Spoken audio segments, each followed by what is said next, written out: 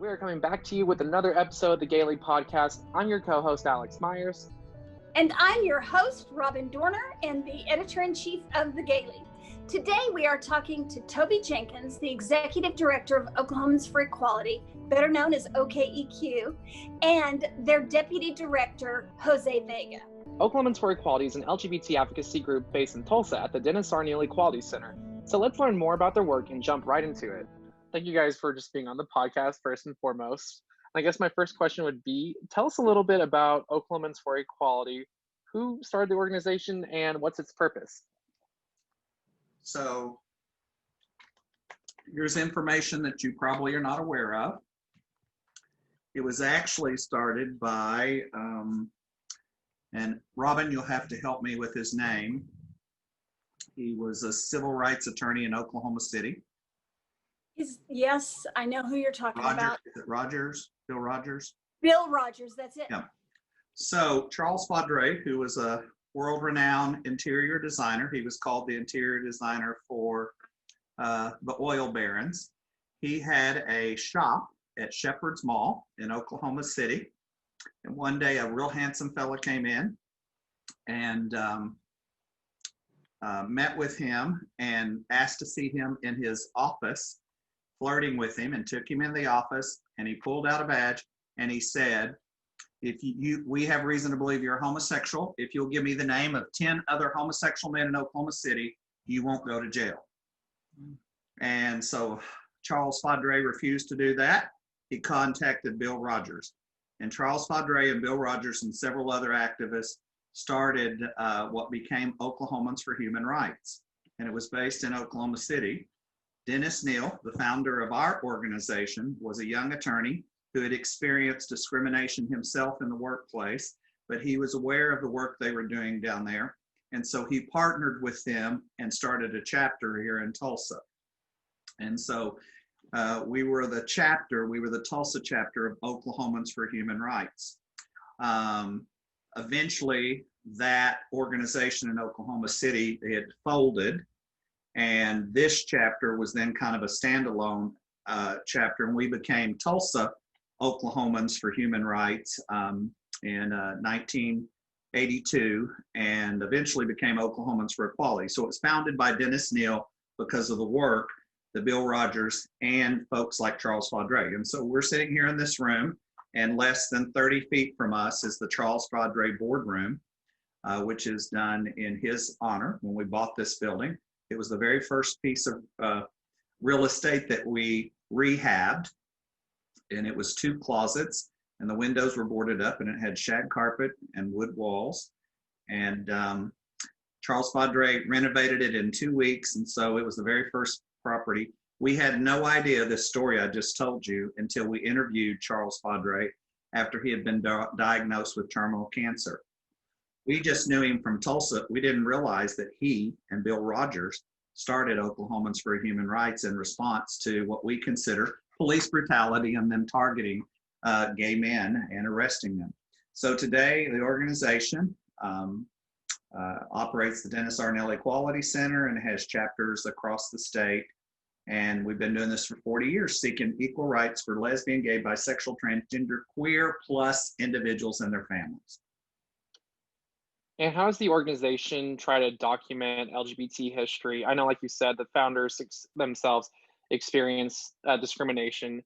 Is there people at your organization that try to document these cases that have been happening for decades in Oklahoma?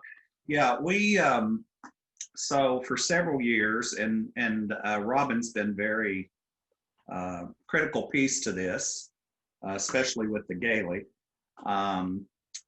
Our organization has what we call the Dennis Neal John Southard History Archives. And so for about 20 years, we've been archiving LGBTQ history in Oklahoma. And in the last year, through a private foundational grant, we were able to buy state-of-the-art equipment where we can digitize and metadata where we can archive that. And so we've really ramped that up. We have several history interns from OSU and OU who are able to be doing this work underneath that grant. And you'll see, like tomorrow night, we'll have the OkEq history lecture. We have that happen about every 2 weeks. We'll pick a different topic. We'll pull stuff from our archives, and then we'll try to pull in individuals who lived through that experience. Like a couple of weeks ago, we did the story about the AIDS quilts and some of the folks from Oklahoma who were actively involved in the Names Project being started in Oklahoma, but also helped with the AIDS quilts being on display in Washington, D.C. And out of that, an individual who had had a brother die of AIDS and had been very involved, she decided to donate her collection to the Equality Center. So we have that happen about every 2 weeks. Somebody just walks in and they, especially our older adults who are saying, you know, we just want to do this. And then every Tuesday, Morgan Allen, our center director, she video interviews an LGBTQ older adult and gets their story and their perspective about, so right now I think we have about 70, and those eventually will be able to be on our website where you can download them and listen to them. So. And then how'd you guys stumble upon this position, and how has working at the center changed your perspective on LGBTQ plus Oklahomans? Yeah, now clarify that, because I want Jose, I told him. Like, how'd you guys learn about this position? The position? Working here. The job. At the Equality Center? Mm-hmm. That's really a question.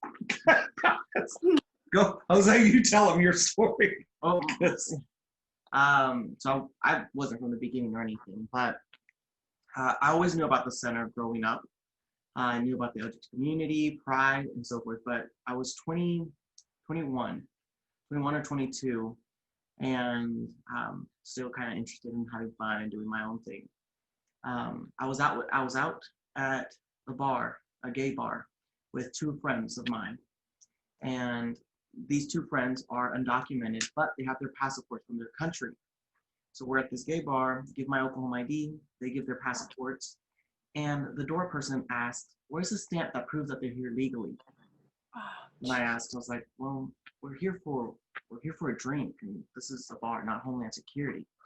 She's like, "Yeah, but I need to have proof that they're here legally." I was like, "Well, it's racist of you to ask for anybody's legal status."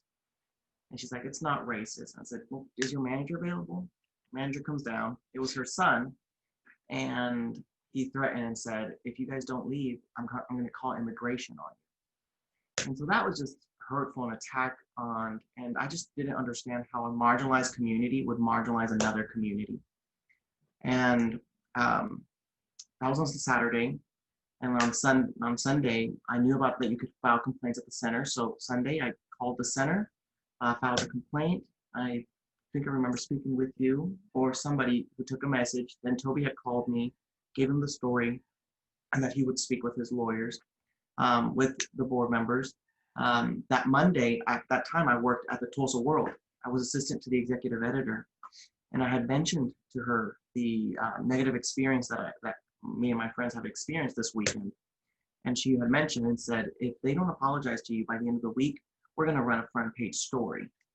And so I let Toby know, and behind the scenes and all of that, Toby and I felt as well, and Toby and I spoke. I knew that if it was out publicly like that, it would give a couple steps back to the LGBTQ community and movement on that aspect and why hurt or damage that. But we did meet with them. I believe it was Wednesday or Thursday. It was before the bars opened again that weekend. It was a 2-hour meeting, just going around, either you said this, you said that, that's not true, I didn't say any of that, and so forth. So after 2 hours, we just said, you know what, we're not going to discuss this anymore. You did it. If you did it to us, you did it to other people. And the thing is that you did it to the wrong person, somebody who would speak up. From there on, I decided to volunteer and be involved more with the center. I joined the board of advisors. I volunteered for like 6 hours for Pride, just participated as much as I could. And then the position became available after a year or so, and decided to apply. And that I had shown so much initiative as a volunteer and as a board of advisor, they saw the work and what I could provide and substantially became a staff member. And then I also want to talk about some of your other personal experiences with LGBT youth. I know that the center helps LGBT youth, and you said that in an interview that you were on your own at 15 and had to put yourself through college. How has your own experience, being on your own, kind of helped you be an ally for other LGBTQ youth? I know the struggle. I think a lot had to do with the struggle that you go through, trying to find your next meal, trying to find where you're going to sleep at night, and also trying not to get caught. And I say that because I can only speak on my experience. Growing up, I knew that if you were in foster care, if you were in a shelter, you were limited, or other people had to take your decisions for you, and you really didn't have a say. And that was my kind of thing, that I did not want somebody to dictate my life or decisions, that I knew what I wanted, where I was going. And so I had to keep undercover so many things. So I know the struggles of trying to keep things undercover. Who can you trust? What to say, what to who, and the finding your next meal. Like, there were times where I would only eat at the cafeteria, and that was all I ate the rest of the day. During high school, couch surfing as well. Sometimes I would find a couch. Other times I did find myself sleeping on the playground or under a bridge next to my high school, or in the ditch in the woods, because it was in West Tulsa, Webster. And so I can really resemble, or I can really identify with stories, what they're going through, and their survival techniques, what they had to do to survive. And that's why I'm a big advocate for our homeless population, our youth, what they're struggling, how they're hiding, what adult to trust, and what to say to them. I hope that answered your question. Sorry, I went. No, yeah, it does. And have your parents tried to reconcile with you at all? Yes, yeah. So from 15 to about 24, 25, my dad and family came back into the picture. I accepted it with open arms. I don't hold grudges or any resentment against them or anger. It shaped me who I am today.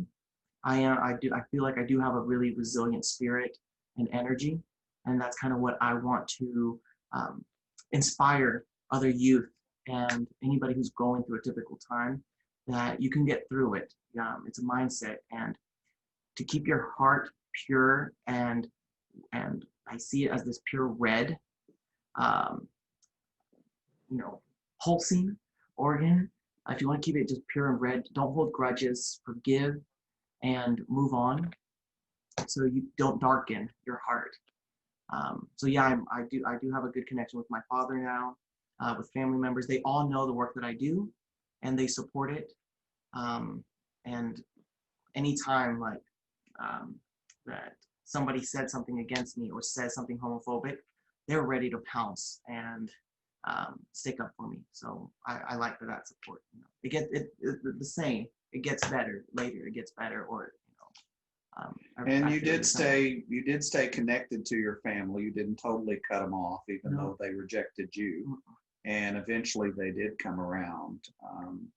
But it was a long, difficult process. It is hard, by yourself and doing all of that. But, things happen for a reason, and they had to learn. That was their experience, that they needed to learn acceptance, and I needed to learn forgiveness. Mm-hmm. Wow. And are they now actively involved in your life? Do they go to like pride parades or anything like that with you? Yeah, actually, my father came to the pride parade last year, 2 years ago. Since I came out, 2 other family members have come out. Wow. And one time we were out and just having a good time, and we spent the whole weekend together, us 3. And them in tears, they said, I know that I already knew, because it was an older cousin. She said, she had mentioned, I already knew that I was lesbian, but I was too scared to come out. And when you came out and I saw what they did to you, I kind of went back into the closet even deeper. And now that they accept you, I came out. And but they just thanked and said, yeah, I know that must have been hard on you and doing it alone. And I should have reached out. But now there's three of us, and we're educating the nieces and nephews and the smaller generation that it is okay. You have a gay uncle, you have a bisexual uncle and a lesbian cousin, a lesbian aunt, and it's okay. You see that it's just family. And so we're changing mindsets from an early age now. Mm-hmm. And going back to just like making change in Oklahoma, I know that you had said that you'd been hate crimed at a Walgreens in Tulsa, right? And you tried to file it. They were only able to take the racial hate crime, but they weren't able to file the LGBTQ hate crime aspect as well. Can you tell us a little more about that and why you weren't able to file the other part as well? Yeah, I believe that happened in 2016. Let's see, 2016, 17. Yeah. Yeah. Yes, it was. It was at Walgreens. I was sick. Went in for some medication. I was wearing the Revolution Pride T-shirt that the center had designed and created, and somebody didn't like that I was wearing that, and insults started. In the community, when we do training conflicts, we always say just do not engage with protesters. Do not engage with people who are throwing vicious acts at you. Just ignore them, move on your way, and that's usually what I did. But the individual didn't like that. That's the attack started physical and car damaging, and so it was a scary moment. And whenever the cops did show up, Toby Jenkins was there by that time. After I got off 911 off the phone, when we were doing the report, they said, well, we will consider it a hate crime because they used racial slurs. We cannot use it. We cannot classify it as a hate crime with the homophobic slurs that they said. And at that time, I felt that only half of who I was protected. And that do I have to live in fear that every time that I get attacked, they say some racial slurs or any other protected class and not attack me for just wearing a rainbow shirt or for who I'm holding hands with. So that was fearful, and I'll let Toby talk a little bit about why that's not a protected class in Oklahoma. Mm-hmm. Well, presently we don't have sexual orientation, gender identity expression as a part of our protected class. In fact, we've introduced it at the state capitol 7 times. Wow. And it's never made it out of committee. And legislators actively, when the Matthew Shepard Byrd federal hate crimes legislation was passed, legislators introduced a bill that if law enforcement or a prosecutor tried to use that, then they would be committing a crime. And so they actively tried to resist recognizing that an individual can be a victim of assault or vandalism or murder because of their sexual orientation, gender identity, and expression. And so we believe that Oklahoma should add those protected classes because we can document that LGBTQ people do experience harassment, discrimination, violent acts, and murder.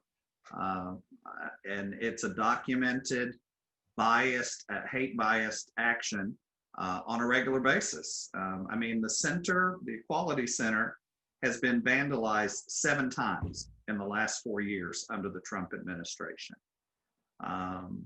My car was vandalized. I had somebody throw a 72-pound boulder through my car window. I had a stalker who decided they had found Jesus and decided that it was their mission to kill me because I was leading people astray.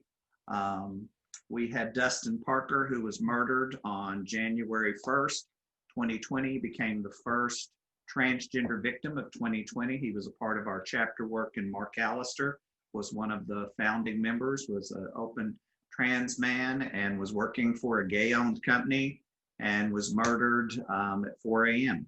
in McAllister, Oklahoma on January 1st. And if that perpetrator of that murder is arrested, under Oklahoma law, they will not be charged with a hate crime.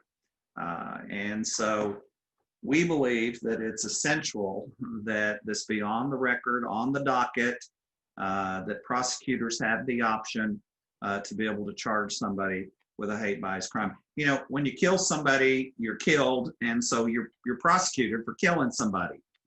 But is there, you know, we all as humans, we want to know, you know, if you get sick, you want to know what that person did. If somebody, a close friend of yours gets sick, you want to know what they did to put them at risk to get sick. If somebody gets hurt, you want to know what they did. We're just by nature looking for how can we reduce our odds so that we won't be the same person. And we know that when it comes to prosecution, that everybody is looking for, there's a reason for this action to have happened. Was it a domestic violence? Was it a criminal activity where they went in and robbed a bank, or was somebody driving negligently? Or did somebody, you know, leave a power cord, you know, and electrocute somebody accidentally? We always want to know why this person died and what killed them. And so we believe that you should have those kind of documentations. If you vandalize you know, the Equality Center was vandalized on July 17, 2019. Just last week, after a year, we finally finished up with the restoration of the Lynn Riggs mural. Lynn Riggs mural is highlighting the work of Lynn Riggs, who is responsible for the Broadway musical Oklahoma and was a celebrated playwright in Oklahoma. There's a street named after him, but we tell his queer story that he was an openly gay man of the, you know, Cherokee Nation, and we tell his story, and that was vandalized. It took us a year for us to finally get that for that to be able to restored properly so that it could be protected from future vandalism. While we were working on getting that restored, I mean, they came in, sprayed abomination on it, stitched up his mouth.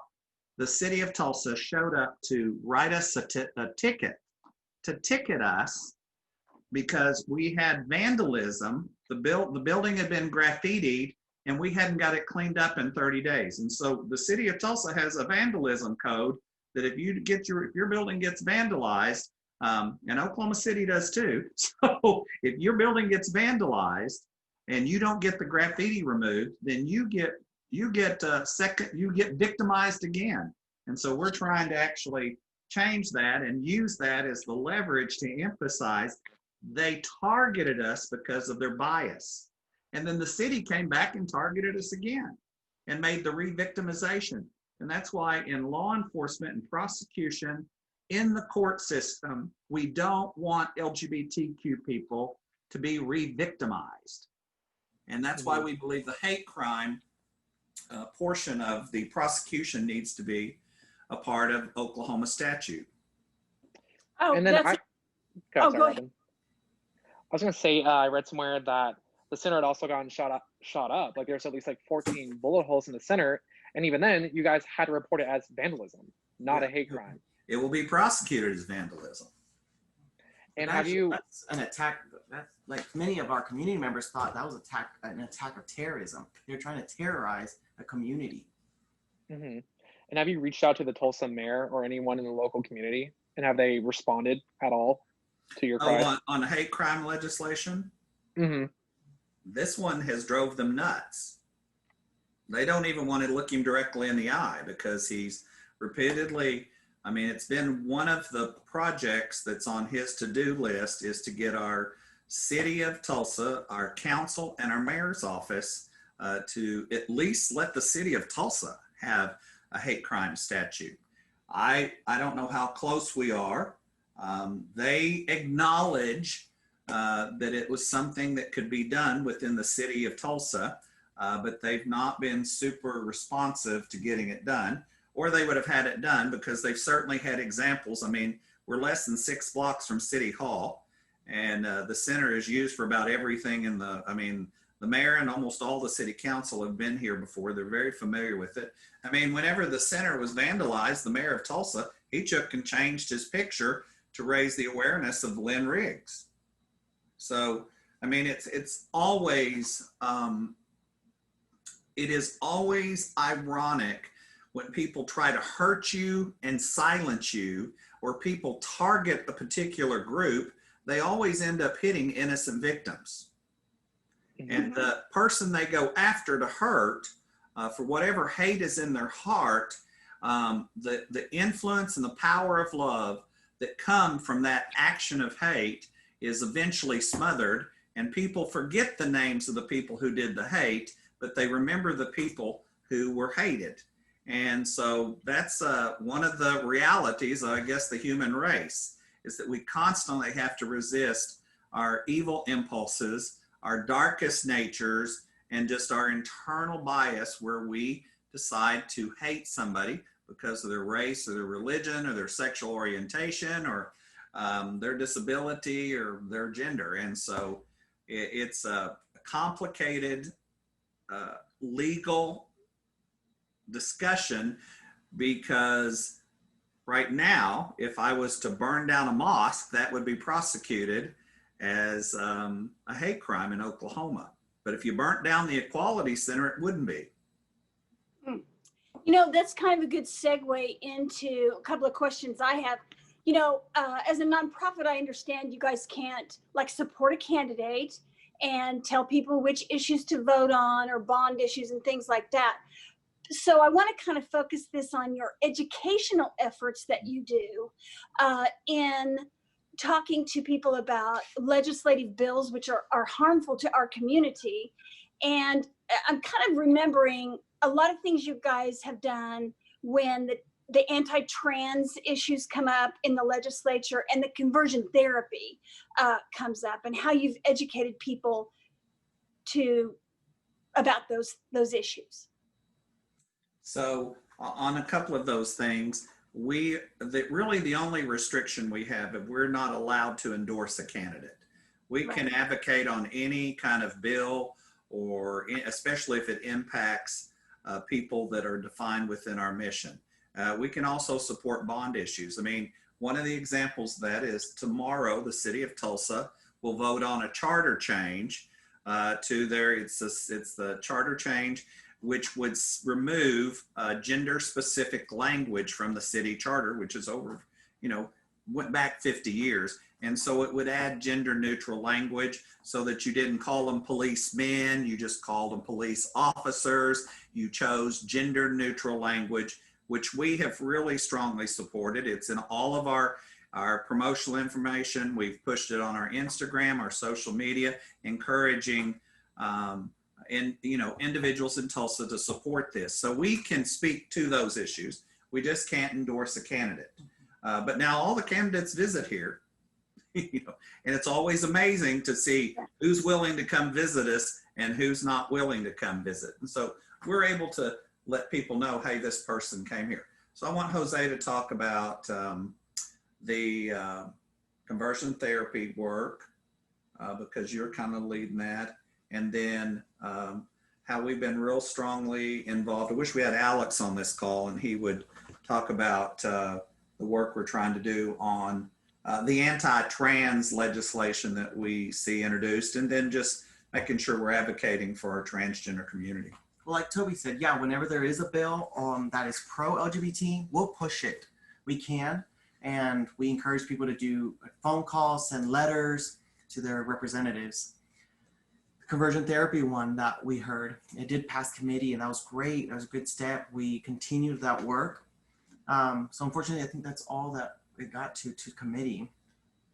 I think they would have to wait again to resubmit. Some work that we're doing with conversion therapy here is support groups. I had started a support group earlier this year, and due to COVID, we went ahead and moved it online in a partnership with Freedom Oklahoma and the Trevor Project now. And we're doing a statewide Zoom survivors of conversion therapy meeting. That'll be September 14th, Monday at 7. And that's something that we're pushing. We need to elevate these stories, these experiences that even 2020, it's still happening. Individuals are still going through this traumatic experience. And there needs to be a ban. We need to protect our youth from this. So purportedly, 1 in 5 LGBT adults are registered to vote. So that's just 20%. With those kind of numbers, do you guys in any way, are you able to encourage people in the LGBT community to get involved in the voting process? And how do you go about doing that? Yeah, we have voters registration downstairs. We registered somebody today. Yeah, we register. We have a notarizer here. Also, Okay. she notarized several ballots already.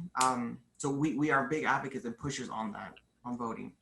And then Vote pushers. vote pushers, I yeah. like that. And then we always get calls asking about their precinct and stuff, and we quickly pull up online, give them that information. They call us and not the Election board. Yeah, we think there must be some kind of Google search number wrong, because we get the calls that the election board should be getting. Yeah. Oh, But Robin, you were just a little girl. The Gailey did a story on me back in 2004, where I registered 11,000 people to vote in the 2004 election. At that time, I held Tulsa County's record for having the largest voter drive.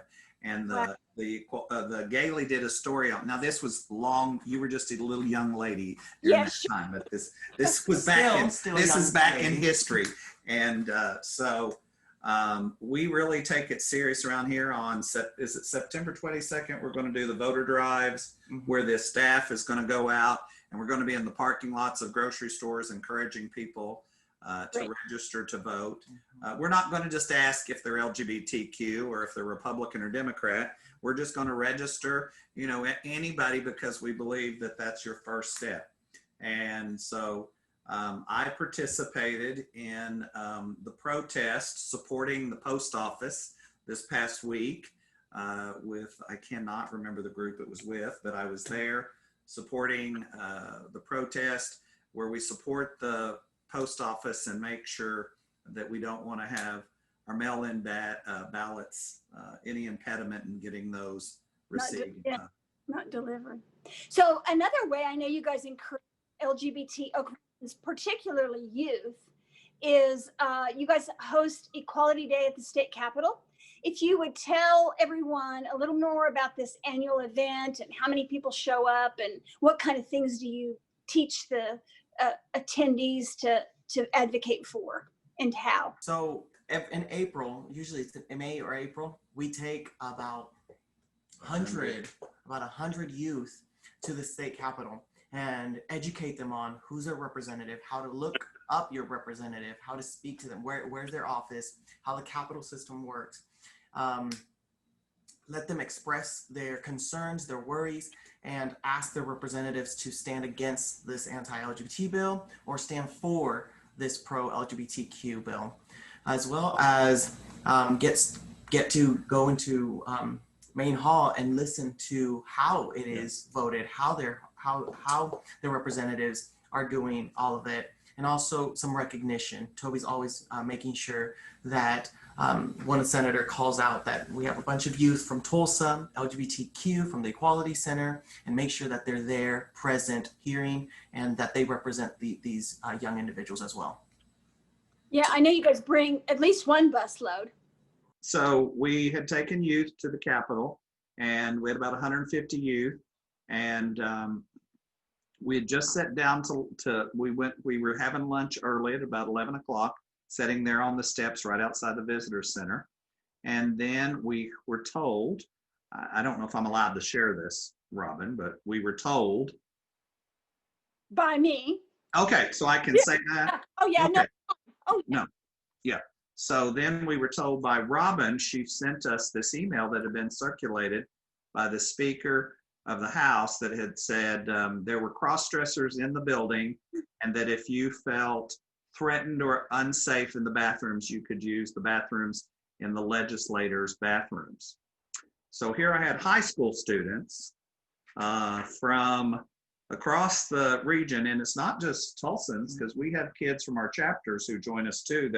It's not just, kids from Tulsa, but they're from we'll have kids from McAllister and Bartlesville and Surrounding Enid. areas. We've had kids from Enid join us. Anyway, so I just couldn't believe that had happened.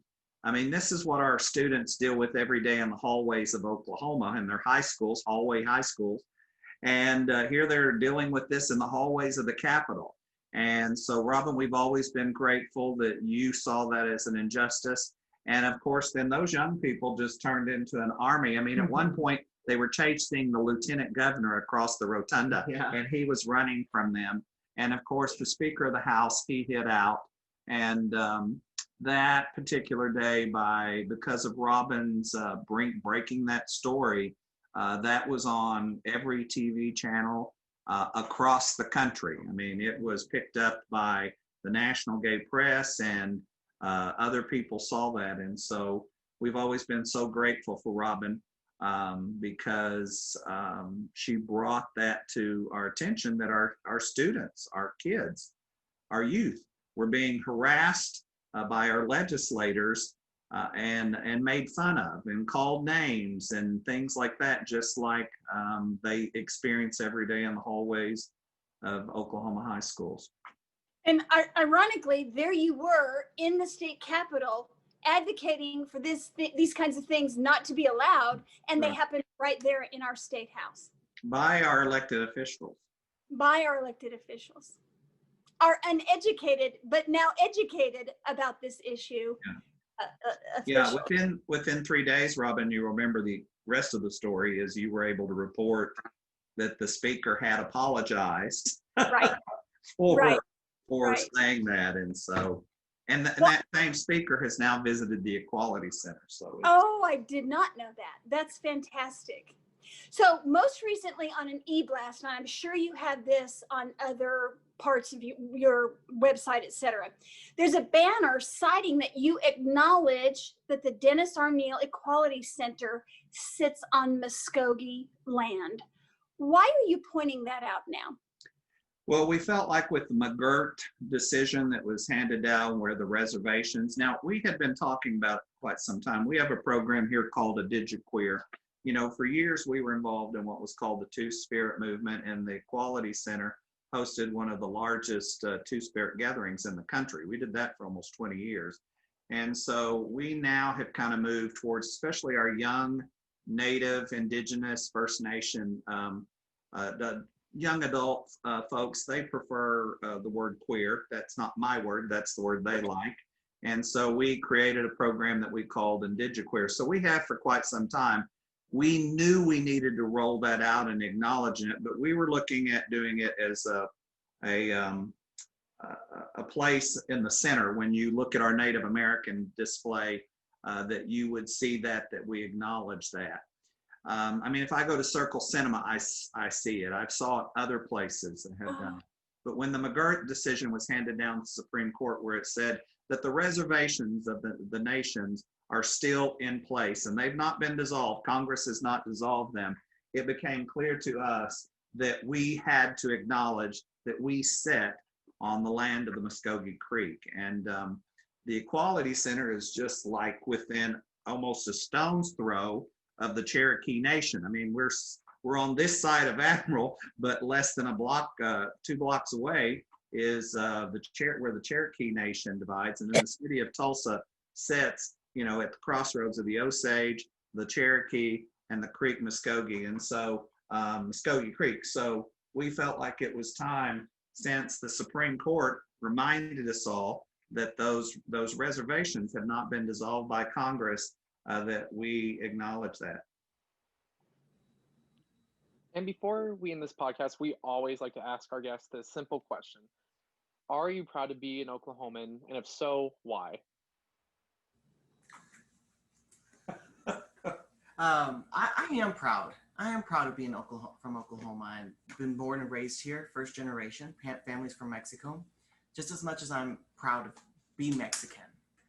I am proud because the people here are kind, and that Southern love and a sense of community. I've been able to find a sense of community here in Tulsa, a circle of individuals that believe that I do need rights, that I do need protection, And I think what inspires me the most is the center does not receive any federal funds, state funds, or city funds. It's the community who funds the programs, the community who funds our positions, our resources to help the very own community that we help. So I'm proud to be from Tulsa in Oklahoma, where community is important and help thy neighbor. So my experience is I've been in Oklahoma. My family's been here since the 1840s. And I can visit my family cemetery going back several generations, where I'm visiting the graves of ancestors who've been here. Originally, we came here on the Choctaw. We were part of the removal and were brought here. And then rest of my family came here as Irish Jews who immigrated up through Galveston and settled in southwest Oklahoma. And in those days, it was called Greer County, Texas. And then when Oklahoma became a state, Oklahoma sued Texas for that portion. So most of your viewers won't even know this, but Hollis, Oklahoma, it's as far west and as far south as you can go. That's where me and my people are from. And so I grew up in a household where my parents were strong advocates for marginalized individuals. I grew up with my parents being very adamant that Black kids deserve the same rights of education, access to education. They were very strongly in favor of integration. I grew up in a family where my parents were very concerned about the rights of migrant workers. They also were very concerned about Native American issues and women's access to healthcare, and so that's the way I grew up. And so for me, if I left Oklahoma, I feel like I would be turning my back on my family's vision to help Oklahoma be a better place. And I was fortunate, my parents figured it out that this kid in their family was different than the other kids, and they did their best to help me, but I ignored them. I had internalized homophobia, and I didn't want to be like that. And so I went the other direction. And so I tried to get as far away from Oklahoma, and I've lived all over the world. I've lived in Europe, and I've lived in Africa, and I've lived in many other states. And I had to come home because there's something about this is Oklahoma. I like the way we think, the way we talk, and I love chicken fried steak, and I love fried potatoes, and I love fry bread, and chocolate gravy and biscuits. And probably most of your audience doesn't even know what that is, but that's what I grew up with. My Choctaw grandma cooking chocolate gravy and biscuits, and I still serve it to my family on Christmas. And so I've lived other places, and I saw what is being done. And as an openly LGBT person, I came out in the 90s, was fired by an elected official. When I came out, I was kicked out of the biggest church in town, disowned by my siblings, and the Oklahoma legislators had a bill that would have stripped me of the rights to have custody of my children. And I turned to this organization in the 90s, and they helped me fight for me to have custody rights for my children. So they've had my loyalty ever since. And there have been many times when I've toured other places and went and lived other places. And, I was offered jobs by the Obama administration, and I get, job opportunities to go work in LGBT centers across the country. I don't think I can leave the middle of the country. They don't need my help on the West Coast. They don't need my help on the East Coast. I need to stay here to make a difference. And my vision now at this time in my life is that I want to make it is easy for younger LGBTQ people to make a difference, to give them the support they need to elevate their voices, and to be able to pass on the baton. If we have to drag Oklahoma kicking and screaming into equality inclusion, I'm willing to do that. I'm willing to stay until we've got the job done. Wow, there are some great things going on in Tulsa. I had no idea. Alex, I've admired the work of Oklahomans for Equality for years. In fact, as you heard, long before I became the editor of the Gaily, I knew Toby and all the work he's done there with advocacy, education, programming. He is just so great for that position. He lives it and he loves it. and that really shows. Through the years, they've had a lot of great staff, but I gotta say, Jose is one of my special ones. He's just all around an amazing human being. You know, I really enjoyed getting to know them better and learn more about OkEq, and I want to leave our audience with a few questions. So, how did you feel about the stats on registered LGBTQ plus voters? Were you surprised by the low numbers of us registered?